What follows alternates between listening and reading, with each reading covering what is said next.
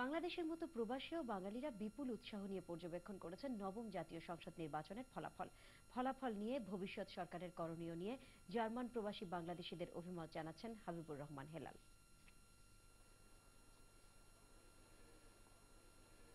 29 December বাংলাদেশে হয়ে গেল নবম জাতীয় সংসদ নির্বাচন।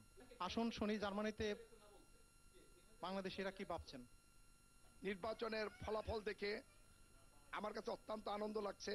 আগামী দিনে বাংলাদেশ একটা সুষ্ঠু সুন্দরভাবে পরিচালিত হবে সেই আশা আমি কামনা করছি। প্রবাস থেকে সুন্দর একটা নির্বাচন দেখলাম চ্যানেল আইর মাধ্যমে, খুব ভালো লাগলো। প্রবাস থেকে আমরা যা দেখতেছি, আমাদের সিলেটের জনগণ যে সুন্দর রায় দিয়েছে সেটা দিয়ে আমি অনেক সন্তুষ্ট। আজকের এই মহাজোটের বিজয় মানে স্বাধীনতার পক্ষের বিজয়।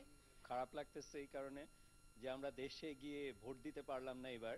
বিশেষ করে জামাতে ইসলামকে রিজেক্ট করে দিয়েছে। জামাতে ইসলাম দেশের স্বাধীনতার বিরুদ্ধে ছিল। এখন আমাদের যেগুলো প্রত্যাশা থাকবে প্রবাসী বাঙালিদের, সেই প্রত্যাশাগুলো হচ্ছে যে আমাদের সব ধরনের নিরাপত্তা থাকতে হবে আমরা যখন জার্মানি থেকে বা আমেরিকা থেকে বা মধ্যপ্রাচ্য থেকে দেশে যাই।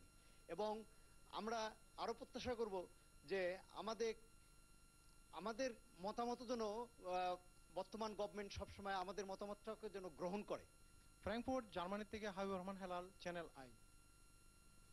নবম জাতীয় সংসদ নির্বাচনে আওয়ামী লীগ নেতৃত্বাধীন মহাজোট নিরঙ্কুশ সংখ্যাগরিষ্ঠতা পাওয়ায়